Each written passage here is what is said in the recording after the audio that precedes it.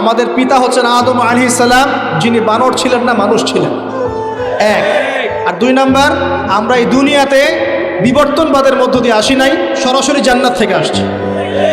আল্লাহ পাক আদম আলাইহিস সালামকে জান্নাত থেকে দুনিয়াতে পাঠিয়েছে, জান্নাত থেকে সরাসরি দুনিয়াতে পাঠিয়েছে। বরং কোরআন এর উল্টা কথা বলেছে। কি কথা? কোরআন সূরা বাকারায় বলছে একটা জাতি ছিল, তার নাম বনু ইসরাইল। কি নাম? এই বনু ইসরাইলের মধ্যে একটা দলকে আল্লাহ পাক বলেছিলেন শনিবারের দিনে মাছ ধরবে না। কি বলেছেন? শনিবারে, এই যে সাগর আছে আপনাদের মনে করেন, এই শনিবারে মাছ ধরবে না। তো বনু ইসরাইল বেশি চালাক, অতি চালাক, যারা ওই যে প্যালেস্টাইন দখল করে বসে আছে, ওরা দাবি করে আর কি, আসলে এরা সত্যিকারের বনু ইসরাইল নয়, এরা ইউরোপিয়ান জিউস, এরা কিন্তু সত্যিকারের বনু ইসরাইল নয়। এখন এরা অতি চালাক, মাছ ধরে নাই, কিন্তু মাছ ধরার বাদ দিয়ে রাখছে। মাছ আসে, বাদ দিয়ে রাখি, পরে ধরব। এই পাপের কারণে, এই সীমা লঙ্ঘন করার কারণে সূরা বাকারা এবং সূরা আরাফে আল্লাহ পাক বলেছেন ওই মানুষগুলোকে আল্লাহ পাক বানর বানিয়ে দিয়েছে। তাহলে মানুষ থেকে বানর হয়েছে এই দলিল কোরআনে আছে, পড়ে দেখেন। মানুষ থেকে যে বানর হয়েছে এই দলিল কোরআনে আছে, সূরা বাকারায় আছে, সূরা আরাফের মধ্যেও আছে। শনিবারের সীমা লঙ্ঘন করার কারণে এই অপরাধ, এই পরিণতি আল্লাহ পাক কিছু মানুষকে দিয়েছে। তারা এখনো জীবিত আছে কিনা আমরা জানি না, ওদেরকে আল্লাহ পাক মেরে ফেলেছেন না বেঁচে আছে আমরা এগুলো জানি না, কারণ কোরআন এগুলো নিয়ে কথা বলে নাই। এতটুকু কোরআন বলেছে। তবে এখনো কিন্তু বহু বাইরের মানুষ আকৃতির প্রাণীকে আল্লাহ পাক ভেতর থেকে বানর বানিয়ে দিচ্ছেন না। এটা নিয়ে একটা কথা বলতে চাই, সেটা হলো কিয়ামতের আগে আগে আরও কিছু মানুষকে আল্লাহ পাক কিন্তু শূকর এবং বানরে পরিণত করবে। এই হাদিসটা কি জানেন?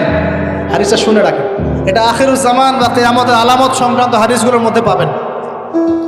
আল্লাহর রাসূল সাল্লাল্লাহু আলাইহি ওয়াসাল্লাম বলেছেন কিয়ামতের আগে আগে আমার উম্মতের মধ্যে, ভালো করে শোনেন, কিয়ামতের আগে আগে আমার উম্মতের মধ্যে একদল মানুষ বের হবে যারা মদ পানকে হালাল মনে করবে। কাকে? মদ পান করাকে হালাল মনে করবে। যারা বাদ্যযন্ত্র, গায়িকা, নায়িকা এগুলো নিয়ে নর্তকী নাচাবে রাতের বেলা, এগুলোকে হালাল মনে করবে। যারা অশ্লীলতা, বেহায়াপনাকে জায়েজ করে নিবে। ঠিক আছে, এরকম কয়েকটা পাপের কথা বলে নবীজি বলছেন একদিন সকালবেলা আল্লাহ পাক তাদেরকে ঘৃণিত বানরে পরিণত করবে। এটা হবে সামনে, কখন কিভাবে হবে আল্লাহ ভালো জানে। এবার আমি কনসেপ্টে চলে আসি। এই যে পৃথিবীতে নেমে আসলাম, তাহলে আমরা কোত্থেকে আসছি ভাই? আমরা কি পৃথিবীর অধিবাসী ছিলাম? আমরা জান্নাতে ছিলাম, ওখান থেকে আল্লাহ পাক পাঠিয়েছে। এবার পৃথিবীতে এসে আদম আলাইহিস সালামের যুগে খুব একটা দুর্ঘটনা ঘটে নাই, একটা ঘটেছে। কয়টা? একটা। ভাই হাবিলের কুরবানি কবুল হয়, কাবিলের অন্তর্দাহ হয়, জ্বালা হয়। কেন হাবিলেরটা কবুল হবে, কাবিলের কেন হচ্ছে না? এই হিংসার বশবর্তী হয়ে কাবিল হাবিলকে হত্যা করে ফেলে। হত্যা করে লাশটা দাফন করার পদ্ধতিও তার জানা ছিল না। আল্লাহ কাককে পাঠালেন, কাককে দেখে সে শিখল। প্রথম দুর্ঘটনা হচ্ছে হাবিল কাবিলের দুর্ঘটনা। বলে রাখি, আজকেও নিজের ভাইয়ের বেশে বহু কাবিল মুসলিম সমাজের মধ্যে ঘুরে বেড়ায়। নিজের ভাইয়ের লেবাসে, পোশাকে, সুরতেই বহু কাবিল এখনও কিন্তু মুসলিম সমাজে ঘুরে বেড়ায়। তো আমরা কাবিলদেরকে কাবিলের পরিণতি সম্পর্কে সচেতন করতে চাই। হাবিল বলেছিল তুমি যদি আমাকে মারতে আসো আমি তোমাকে মারার জন্য হাত বাড়াবো না। হাবিল জান্নাতে যাবে আর কাবিল জাহান্নামে যাবে। কেন কাবিল জাহান্নামে যাবে? নবীজি বলেছেন পৃথিবীর প্রথম হত্যাকাণ্ড সংগঠিত করেছে কাবিল। এ কারণে পৃথিবীতে যত খুন হবে সমস্ত খুনের পাপের একটা অংশ কাবিলের আমল নামায় যোগ করা হবে। বলে নাউজুবিল্লাহ। একটা কথা মনে রাখবেন, সদকায়ে জারিয়া যেমন আছে, গুনাহে জারিয়াও আছে। একটা মদের দোকান দিয়েছেন, যত মানুষ মদ খাচ্ছে সমস্ত গুনার একটা অংশ আপনার কাঁধে আসছে। সিনেমা হল করেছেন, মানুষ সারাদিন নেকটা ছবি দেখে, নগ্ন ছবি দেখে, যত মানুষ এখানে পাপ করবে সমস্ত পাপের একটা অংশ আপনার কাঁধে যায়। আবার একটা মাদ্রাসা করেছেন, যত মানুষ এখানে দ্বীনি ইলম শিখবে এই নেকির একটা অংশ আপনি পাবেন। মরে গেলেও কবরে পাবেন। আল্লাহ পাক আমাদের সবাইকে সদকায়ে জারিয়া করার তৌফিক দেন, গুনাহে জারিয়া থেকে বাঁচিয়ে রাখুন। খুব খেয়াল রাখবেন, আল্লাহ পাক আমাদের হেফাজত করুন বলি আমি। এবার ওই যুগ শেষ, নূহ আলাইহিস সালামের যুগ। এই যুগে আল্লাহর একই সুন্নাত, নূহ আলাইহিস সালাম 950 বছর দাওয়াত দিলেন, 40টা বা 80টা পরিবার ইসলাম কবুল করেছে, বাকিরা করেন। যারা করে নাই আল্লাহ পাক তাদেরকে ডুবিয়ে মারলেন, যারা করেছে আল্লাহ পাক উদ্ধার করলেন। সোজা কথা। আজকে সারা পৃথিবীতে যত মানুষ আমরা বেঁচে আছি না, আমরা কোনো না কোনোভাবে ওই 80 পরিবারের সদস্য। আমরা ভাই ভাই, বা আমরা ওই ফ্যামিলি, 80 ফ্যামিলির অন্তর্ভুক্ত। কীরকম করে? নূহ আলাইহিস সালামের 4 সন্তান ছিল। কয় সন্তান? এক সন্তানের নাম হচ্ছে হাম। কি নাম? হাম। হাম ছিল একটু কালো বর্ণের। হামকে দিয়ে আফ্রিকার কন্টিনেন্টে যত মানুষ দেখছেন ব্ল্যাক স্কিনের, কালো স্কিন, এরা সবাই হামের বংশধর। মজা না বিষয়টা? মানুষের অস্তিত্ব পৃথিবীতে, ইতিহাস, এগুলো খুব ইন্টারেস্টিং টপিক। ইতিহাস পড়তে থাকলে আপনি ডুবে যাবেন। কত কি যে বিশ্বে হয়েছে আর কত কিছু হবে সামনে, সুবহানাল্লাহ। তখন আপনার অস্তিত্ব জানান দিবে যে আমি কত ক্ষুদ্র, মহাবিশ্ব কত বড়, আল্লাহ কত বড়, কত সময় চলে গেছে আর আমি এই সময় কি করছি। এক ভাইয়ের নাম শাম। এই শামকে কেন্দ্র করে এই আরবের যে মানুষগুলো আছে, আরব, অ্যারাবিয়ান, এরা শামের বংশধর। আরেক ভাইয়ের নাম ইয়াফাস। কি নাম? ইয়াফাস। ইয়াফাসের বংশধর হচ্ছে পশ্চিমারা, মানে রোমক যারা, তারা।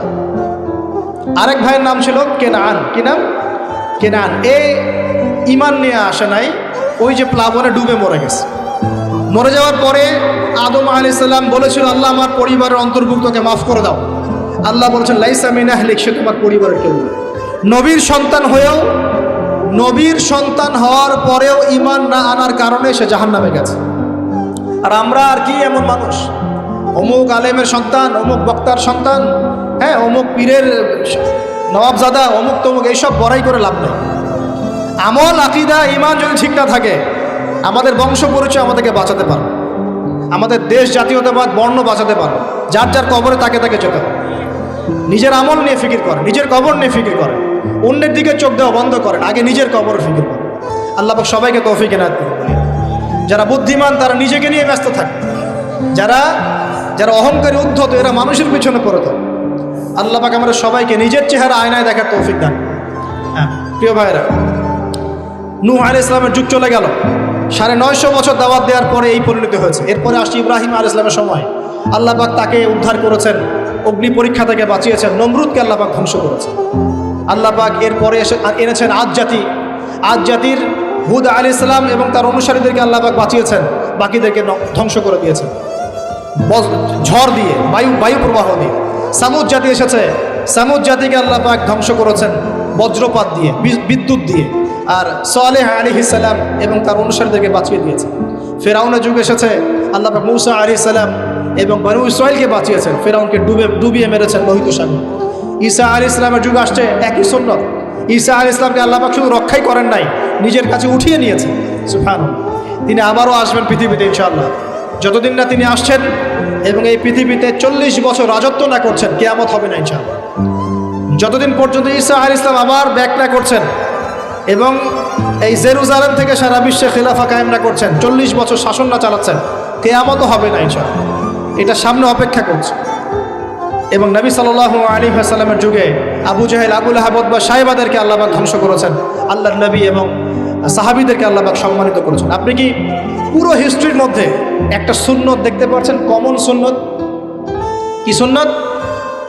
প্রত্যেক যুগে যুগে যারাই আল্লাহর ওই যে বিধান মেনে চলেছে, সমকালীন নবী রাসূলদের আনুগত্য করেছে, আল্লাহ পাকের আনুগত্য করেছে, আল্লাহ পাক তাদেরকে উদ্ধার করেছেন দুনিয়াতেও পরকালে।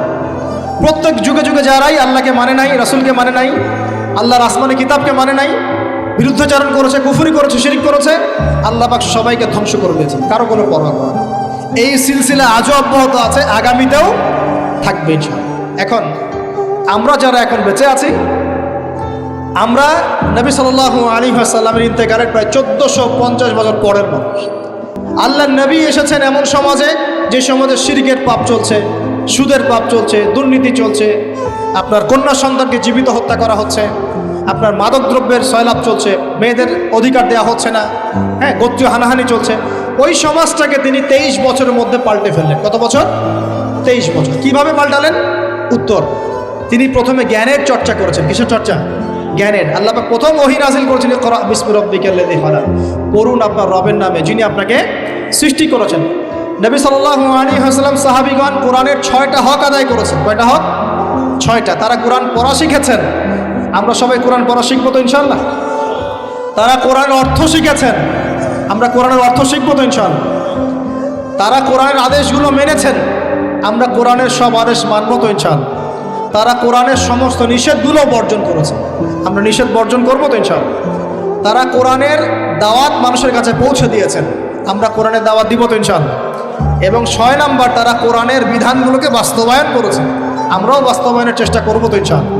এই 6টা হক আদায়ের ফলে 23 বছরের ব্যবধানে জাহেলি মক্কা একদম সোনালী মক্কায় পরিণত হয়েছে। 23 বছর পরের মক্কায় আপনি কোনো সুদ পাবেন, কোনো শিরক পাবেন, কোনো মূর্তি পূজা পাবেন, কোনো মেয়ের অপমাননা পাবেন, কোনো জেনা, কোনো ব্যভিচার, কোনো ধর্ষণ, কিচ্ছু পাবেন? 23 বছর পরের মক্কায় কোনো পাপ পাবেন। কিভাবে সমাজ পরিবর্তন হলো? এই কোরআনের হক আদায়ের মধ্য দিয়ে হয়েছে, নবীর সুন্নাত প্রতিষ্ঠার মধ্য দিয়ে হয়েছে। এরপর কি থেমে গিয়েছিল? উত্তর না। এরপর আবু বকর সিদ্দিকের যুগ এসেছে, প্রায় 2 থেকে আড়াই বছর তিনি শাসন কার্য চালিয়েছেন। ওই যুগে কি মানুষ আবার খারাপ হয়ে গিয়েছিল? উত্তর না, বরং ইসলাম আরও বেগবান হয়েছে আলহামদুলিল্লাহ। এরপর এসেছে ওমর রাদিয়াল্লাহু আনহুর যুগ। কত বছর? প্রায় 10 বছর। কত বছর? 10 বছর। এই 10 বছরে কি মুসলিমরা আবার খারাপ হয়ে গিয়েছিল? ওমর রাদিয়াল্লাহু আনহুর কোর্টের মধ্যে কি প্রতিদিন কেস আসতো? সারা বছরে একটা কেসও আসতো না। মানুষ এত ভালো ছিল, সারা বছরে একটা কেসও আসতো না। বরং যারা রাষ্ট্রীয় পর্যায়ে দায়িত্বশীল ছিল তারা এসে বলতো যে আমাদের ভাতাগুলো বন্ধ করে দেন, বসে বসে বেতন নিব কেন, কোনো তো কেসই আসে না, বসে থাকবো কেন? এরকম সমাজ ছিল। একজন ব্যক্তি খুঁজে পাওয়া যেত না যে নামাজ পড়ে না, একজন মুসলিম পাওয়া যেত না যে জাকাত দেয় না সামর্থ্য থাকলে, এমন মুসলিম খুঁজে পাওয়া যেত না যে কোরআন পড়তে জানে না, হাদিসের চর্চা করে না, যে দাওয়াতি কাজ করে না, যে আল্লাহর পথে দাওয়াতে জিহাদে আত্মনিয়োগ করে না, এমন মুসলিমই খুঁজে পাওয়া যেত। এরপরে আসলো উসমান রাদিয়াল্লাহু আনহুর যুগ। ওই যুগে ফিতনা শেষের দিকে সৃষ্টি হওয়া শুরু হয়। কোন বিষয়কে কেন্দ্র করে? কোরআন সংকলনকে কেন্দ্র করে ফিতনা সৃষ্টি হয়। আতাতায়ীদের, বিদ্রোহীদের হাতে উসমান রাদিয়াল্লাহু আনহুকে নির্মমভাবে শাহাদাত বরণ করতে হয়েছে। তিনি প্রায় 12 বছর শাসন কার্য চালিয়েছেন। ইসলাম আরও এগিয়ে গেছে। এরপর এসেছে আলী রাদিয়াল্লাহু আনহুর যুগ। আলী রাদিয়াল্লাহু আনহুর খেলাফতে ওই উসমান রাদিয়াল্লাহু আনহুর ঘটনাকে কেন্দ্র করে, হত্যাকাণ্ডকে কেন্দ্র করে মুয়াবিয়া রাদিয়াল্লাহু আনহু এবং আলী রাদিয়াল্লাহু আনহুর মাঝখানে একটা ব্যাটল, একটা যুদ্ধ হয়ে গেছে। এর নাম হলো সিফফিনের যুদ্ধ। কিসের যুদ্ধ? সিফফিন। যাই হোক, এক পর্যায়ে আলী রাদিয়াল্লাহু আনহুকে এরকম বিদ্রোহীদের হাতে, খারেজিদের হাতে শহীদ হতে হয়। বলেন ইন্না লিল্লাহি ওয়া ইন্না ইলাইহি রাজিউন। তারপরে হাসান রাদিয়াল্লাহু আনহু অল্প কয়েকদিন শাসন কার্য চালান। তারপর উম্মার ঐক্যের খাতিরে তিনি তার শাসন কার্যের ভারটাকে মুয়াবিয়া রাদিয়াল্লাহু আনহুর হাতে সোপর্দ করে দেন, যা ছেড়ে দিলেন। মুয়াবিয়া রাদিয়াল্লাহু আনহুর সময় থেকে উমাইয়াদের শাসন শুরু হয়। উমাইয়ারা শাসন করেছে প্রায় 132 হিজরি পর্যন্ত। কত হিজরি? 132 হিজরি পর্যন্ত, প্রায় 92 ইয়ার্স, 92 বছর তারা শাসন করেছে। এই সময় ইসলাম আরও এগিয়ে গেছে, পিছিয়ে যায় নাই। ফিতনা এসেছে, দমন করা হয়েছে। মুসলিমরা বীর দর্পে বিশ্বের বুকে শাসন কার্য চালিয়েছে। এরপর এসেছে আব্বাসীয়দের খেলাফত। জাব নদীর যুদ্ধে উমাইয়াদের পরাজয়ের পরে আব্বাসীয়রা ক্ষমতায় আসে। তারাও ইসলামকে এগিয়ে নেওয়ার চেষ্টা করছিল, ইসলাম এগিয়ে যাচ্ছিল, জ্ঞান বিজ্ঞানের প্রসার হচ্ছিল। আলহামদুলিল্লাহ, ইসলাম পিছিয়ে যায় নাই, মুসলিমরা পিছিয়ে যায় নাই। সারা বিশ্বে দাপটের সাথে আমরা চলেছি। তারপর আস্তে আস্তে ওই আব্বাসীয়দের পতন শুরু হলো। কাদের হাতে? এই তাতারিদের হাতে, মঙ্গোলিয়ানদের। মাত্র 40 দিনের ব্যবধানে পুরো বাগদাদের মধ্যে প্রায় 20 থেকে 25 লক্ষ মানুষকে হত্যা করা হয়েছে। বাইতুল হিকমা ধ্বংস করে দেওয়া হয়েছে, লাইব্রেরি ধ্বংস করে দেওয়া হয়েছে, বইপত্রকে নদীতে ফেলে দেওয়া হয়েছে। তারা ছিল উগ্র জাতি। মঙ্গোলিয়ানদের নাম শোনেন নাই? হালাকু খান নাম শুনেছেন? চেঙ্গিস খান, হালাকু খান নাম শোনেন নাই? ওদের হাতে মুসলিমদের ব্যাপক দমন পীড়ন সহ্য করতে হচ্ছে। এভাবে যুগে যুগে তারপর ক্রুসেডাররা আসছে। ক্রুসেড 1টা 2টা 3টা ক্রুসেড হচ্ছে। আস্তে আস্তে উসমানীয়দের রাইজিং হয়েছে, ফাতেমি খেলাফত এসেছে, মামলুকদের শাসন এসেছে, এদিকে মোগলরা শাসন করেছে, কর্ডোভার দিকে আব্দুর রহমান তারা শাসন করেছে। মানে এক কথায় সারা বিশ্বে মুসলিম শাসন ছিল। অটোমান এম্পায়ার 1923 এই সময়ের দিকে, 1914 থেকে 1923 এই সময় পর্যন্ত অটোমান এম্পায়ার এই বিশ্বে ছিল। তারপর প্রথম বিশ্বযুদ্ধে যখন তারা রাশিয়ার পক্ষ নেয়, এরপরে ব্রিটেন যখন জয়লাভ করে, এই সময় থেকে মুসলিমদের ডমিনেটেড হওয়ার সময়টা শুরু হয়েছে। তারপরে মুসলিমরা আস্তে আস্তে রাষ্ট্র ভাগ করে ফেলেছে। প্রত্যেক রাষ্ট্র টুকরা টুকরা হয়ে গেছে, ইউনিটি নষ্ট হয়ে গেছে, রাষ্ট্রের ভিতরে বিভিন্ন ফাসাদ তৈরি করে দেওয়া হয়েছে, মুসলিমদের ঐক্য ভেঙে গেছে, ইকোনমি দুর্বল হচ্ছে। সব মিলিয়ে আজকে মুসলিমদের আজকে এই অবস্থা হচ্ছে। আমাদের এখন যুবকরা চিনে না আল্লাহকে, নামাজ পড়তে মানুষ খুঁজে পাওয়া যাচ্ছে না, যাকাত দেওয়ার মানুষ পাওয়া যায় না। রমজান মাসে পার্ট টাইম রোজা রাখে, পার্ট টাইম তারাবি পড়ে, পার্ট টাইম জুমায় আসে, পার্ট টাইম ঈদে নামাজ পড়ে। প্রজন্ম আস্তে আস্তে এই জায়গায় চলে আসছে। আল্লাহকে চিনে না, রাসূলকে চিনে না, ইসলামের হিস্ট্রি জানে না, আমাদের শেকড় জানে না। এমনি এমনি হয়নি, লাস্ট 100 বছরে এই জায়গায় আমরা আসছি। লাস্ট 100 বছর হিস্ট্রি ভালো করে পড়ে দেখবেন, বলার সময় নাই এখানে।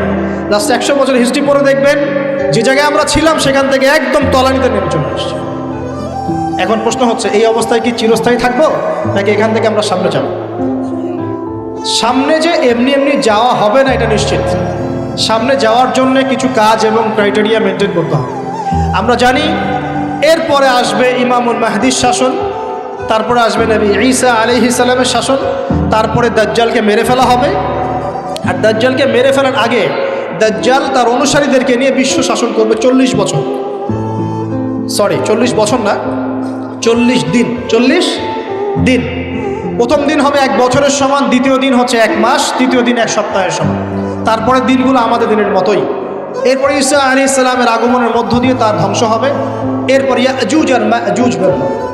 ইয়াজুজ আর মাজুজ খুব হিংস্র হবে, তাদেরকে হত্যা করার ক্ষমতা মুসলিমরা থাকবে না। মুসলিমরা তুর পাহাড়ে আশ্রয় নেবে। আল্লাহ পাকের গজবে তাদের ঘাড়ের মধ্যে একটা ভাইরাস জন্ম নেবে, এতে তারা মারা যাবে। বড় বড় নখরওয়ালা প্রাণী আল্লাহ পাঠাবেন, পাখি, এরা এসে এদেরকে উঠিয়ে উঠিয়ে কোনো জায়গায় ফেলে দিবে, মহাবিশ্বের কোনো এক জায়গায় এনে ফেলে দেবে। তারপর আল্লাহ পাক বৃষ্টি বর্ষণ করবেন, প্রচুর বৃষ্টি বর্ষিত হবে এবং বিশ্বের এই জমিনটা উর্বর হবে। তখন একটা ডালিম দেখেছেন ডালিম? একটা ডালিম একটা পরিবার খাবে। একটা ডালিমের খোসার মধ্যে একটা পরিবার আশ্রয় নিতে পারবে। এত বড় বড় ফসল হবে। 40 বছর ঈসা আলাইহিস সালাম এই বিশ্বকে শাসন করবে ন্যায়ের ভিত্তিতে, আদালতের ভিত্তিতে। ঘাটে মহিষে 1 ঘাটে পানি খাবে, বাঘে মহিষে 1 ঘাটে পানি খাবে, কেউ কারো উপর জুলুম করবে না। এরপর তার বিয়ে শাদী হবে, সন্তান হবে এবং তার ইন্তেকালও হবে স্বাভাবিকভাবে, এবং তাকে দাফন করা হবে নবী মুহাম্মদ সাল্লাল্লাহু আলাইহি ওয়াসাল্লামের কবরের পাশে, রওজার পাশে। এরপরে মানুষ আবার খারাপ হওয়া শুরু করবে। এতটা খারাপ হবে যে মানুষ রাস্তার মোড়ে মোড়ে জেনা ব্যভিচারে লিপ্ত হবে না, কুকুর শেয়ালের মতো। এই অবস্থায় পশ্চিম দিক থেকে সূর্য উঠবে এবং ব্যবসায়ী ব্যবসা করতে বসেছে, কাপড় খুলেছে, এই কাপড় গুটিয়ে নেওয়ার আগে কিয়ামত হয়ে যাবে। একজন ব্যক্তি পানির বোতল খুলেছে, পানি মুখে দেওয়ার আগেই কিয়ামত হয়ে যাবে। একজন ব্যক্তি বাসা থেকে বের হয়েছে, বাসায় ফেরত যাওয়ার আগে কিয়ামত হয়ে যাবে। উটকে পানি পান করানোর আগে কিয়ামত হয়ে যাবে। ওই সময় তওবার দরজা বন্ধ হয়ে যাবে। এই ইসরাফিল আলাইহিস সালাম সিংহায় ফুঁক দিয়ে দিবেন, মহাবিশ্ব ধ্বংস হয়ে যাবে। আল্লাহ পাক দ্বিতীয় ফুৎকারের মধ্য দিয়ে আবার সবাইকে উঠাবেন এবং এই দুনিয়ার জীবনে আমরা যে কাজগুলো করেছি এর হিসাব আমাদেরকে দিতে হবে। সেদিন যদি আমরা আল্লাহর কাছে প্রত্যেকটা কাজের হিসাব দিতে পারি, কোরআন সুন্নাহর উপর থাকতে পারি, আল্লাহর বিধিবিধান মেনে চলতে পারি, এই কারাগারের জীবনে আল্লাহর বিধান মেনে চলতে পারি, ইনশাল্লাহ যেই জান্নাত থেকে আসছি আবার সেখানে ফিরে যাবো। আর যদি ওই দিন আমরা হিসাব দিতে ব্যর্থ হই, আল্লাহ না করুক, তাহলে ওই ইবলিসের সাথে, তার অনুসারীদের সাথে আমাদের সবাইকে জাহান্নামে থাকতে হবে। এভাবে হিস্ট্রি শুরু হয়েছে, হিস্ট্রি শেষ হবে। এই দুনিয়া চিরস্থায়ী হবে না, আর আমাদের অবস্থা এমন থাকবে না। এখন শেষ কথা হচ্ছে, এই অবস্থা থেকে উত্তরণের জন্য আমাদের কি করণীয় হচ্ছে? উত্তর, আমাদের প্রথম দরকার জ্ঞান চর্চা। কি দরকার ভাই? জ্ঞান চর্চা। প্রচুর জ্ঞান চর্চা প্রয়োজন, জ্ঞান নাই কিছুই করতে পারবে। দ্বিতীয় কাজ হলো আমাদের সবার দরকার জানা অনুযায়ী আমল করা। জানা অনুযায়ী আমল করা, যে যত বেশি জানি আমল করার চেষ্টা করি, আল্লাহ পাক তৌফিক দান করুন। এরপর দরকার আদর্শ পরিবার গড়ে তোলা। পারিবারিক আদর্শ সুন্দর হলে পরে সমাজটা সুন্দর হবে ইনশাআল্লাহ। আল্লাহ পাক আমাদের সবাইকে আদর্শ পরিবার গড়ার তৌফিক দান করুন। দিনদার মেয়েকে বিয়ে করবেন, দিনদার ছেলেকে বিয়ে করবেন, অল্পে তুষ্ট থাকবেন, পরিবারের বিষয়ে সবর করবেন এবং সন্ততিদেরকে মানুষ করে যাওয়ার চেষ্টা করবেন। এরপর দরকার আমাদের হালাল রিজিক। সবাই যদি হালাল রিজিকে সন্তুষ্ট থাকি, সমাজের মধ্য থেকে অন্যায় এমনি অটোমেটিক কমে যাবে ইনশাআল্লাহ। প্রত্যেকটা কাজ করার আগে চিন্তা করব কিভাবে করলে হালাল হবে, কিভাবে করলে হারাম হবে। এরপর দরকার নবী সাল্লাল্লাহু আলাইহি ওয়াসাল্লামের সুন্নাহ মাফিক জীবন গড়া। 24 ঘন্টার দিন রাতে যে কাজগুলো আছে, এই কাজগুলোকে নবীর সুন্নত অনুযায়ী করার চেষ্টা করব। আল্লাহ পাক তৌফিক দান করুন। আরও দরকার আমর বিল মারুফের কাজ করা, মানে সৎ কাজে আদেশ করা। আমাদের সবাইকেই দাওয়াতি কাজ করতে হবে। একজন দুজন করবে, বাকিরা করবে না এমন নয়, সবাইকেই পার্ট টাইম হলেও দাওয়াতি কাজ করতে হবে। নামাজ আপনি পড়ছেন, নামাজের দাওয়াত দেন। আপনি যাকাত দিচ্ছেন, যাকাতের দাওয়াত দেন।